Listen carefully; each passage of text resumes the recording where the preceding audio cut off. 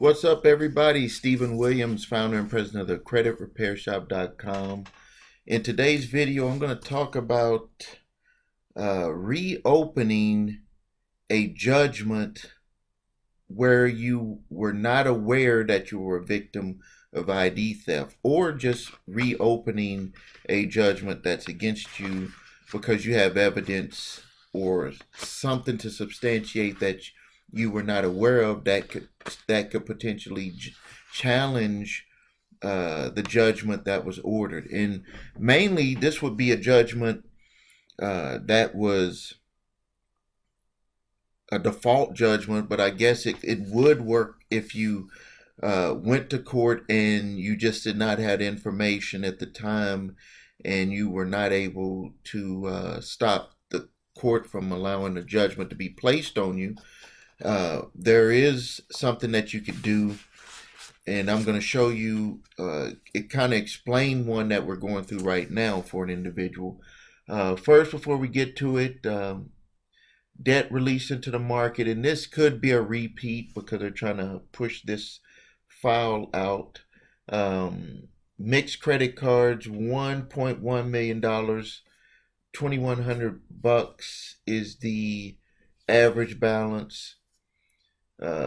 522 accounts, and charge-off date 2010 to 2014. 2010 to 2014, but it says here the average charge-off date was 2012. I think that is a repeat. Sometimes they change it around and you don't know if it's a repeat or not. And then they, I know the education loans, no one must have took them up on that package. That was little under 500,000.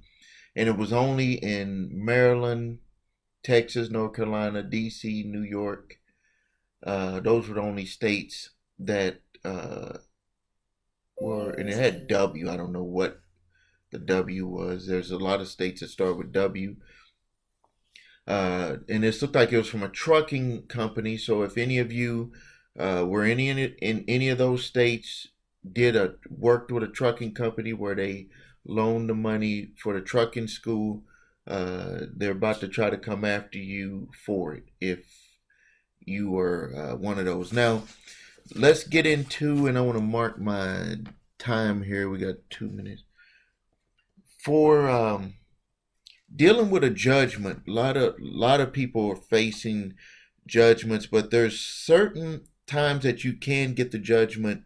You can have it vacated, and some of the you can have it vacated and they will make it come up again, or you can appeal the judgment, and that's where you'll go back into court and you will argue that it should be vacated because you have you're either aware of evidence that you didn't have at that time, or if you didn't show up, you're ready to fight it.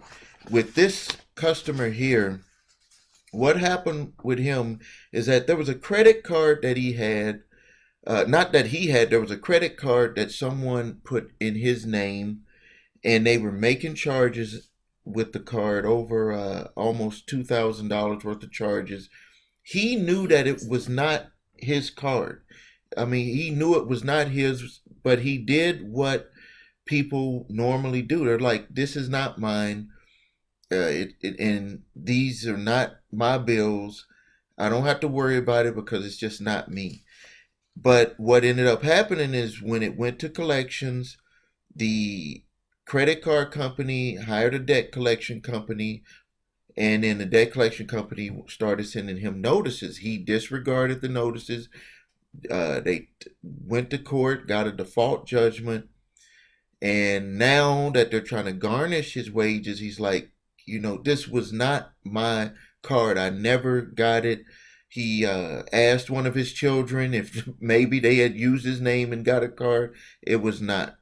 And so it was a card that someone got. It was ID theft, straight up ID theft. They got the card in his name and charged up stuff on the card. And now they're trying to hit him for the, they got a judgment, and now they're trying to get a garnishment of his wages. And so now what we did is we filled out what's called an identity theft complaint and affidavit. You can get that form online if you type in FTC ID theft information, or ID theft victims complaint and affidavit form. Type that in on Google and it will pop up, and you will see that you fill out this information. And then it gets to a part where you have to you put in the accounts that were what ID theft was. You have to tell them where you lived at during the time of the fraud. Did your address change? All of your information. You had to declare that you did not authorize anyone to do what was done.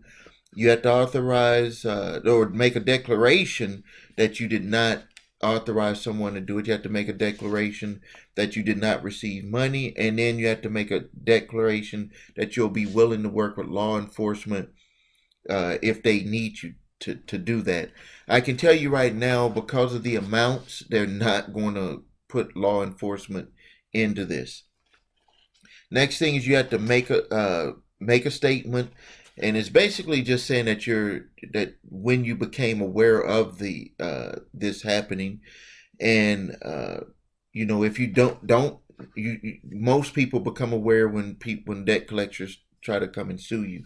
You just need to put the information on there, and then you have to have copies of your ID, proof of residency, and then there's a section where you have to put in the accounts and the name of the account holders on who put stuff on your credit reports.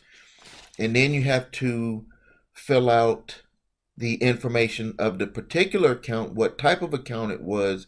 Was it open fraudulently? You check that box, and then you put the dates of where you're aware of the misuse of the card or the account.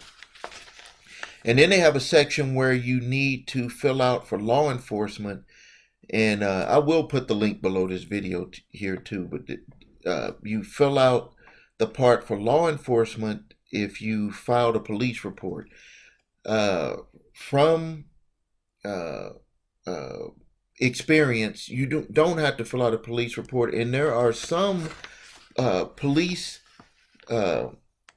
depending on where you're at, they will not even, you have to just fill out a form online, because they don't even want people in the police office to even fill out this information, to take the time to fill it out at the station. You might fill it out on a form and then send it in to them, but they're not really paying big attention to this unless it's something really big.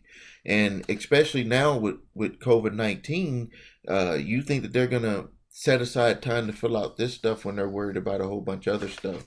So basically you would just skip that section for now, and you would just fill this in, and then if you have any other supporting documents, you would attach that to it, and then you would send this to the court saying that now you know that you were a victim of ID theft.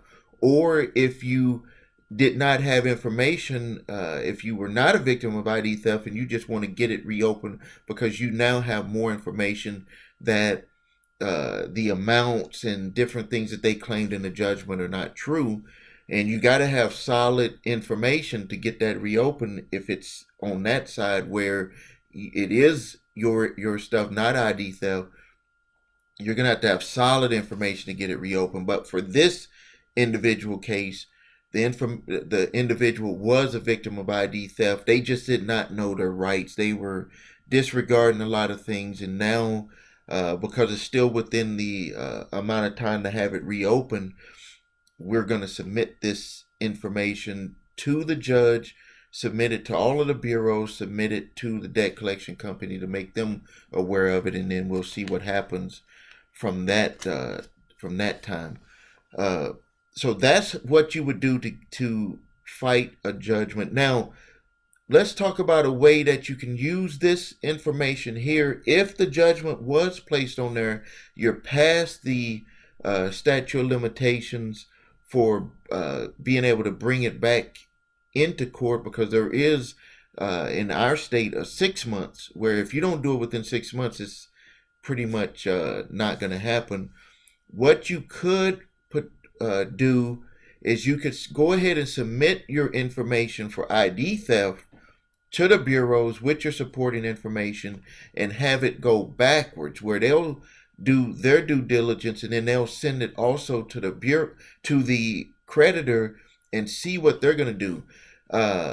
What I've seen happen is when we do it that way, is that the original creditor who hired or sold information to the debt collection company, what they'll do is they'll send information to be submitted directly to them, and then they will go to that debt collection company and tell them, you need to cease everything that you've done on this account. It was a mistake, and please stop what you're doing. If you've gotten a judgment, you need to get that judgment vacated. They'll actually force them into doing the work because they don't want to get in trouble for submitting incorrect information about you when they become notified that you were a victim of ID theft. So there are options even if it did go past the period of time.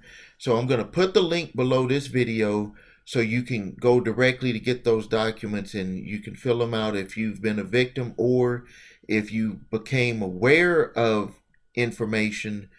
Hopefully it's not past the period of time that you can reopen your judgment and get back into court and start fighting for your rights on seeing if they are able to get a judgment, or the amounts could be lowered if you found out that they put a whole bunch of fees and that the charges were not all of your charges.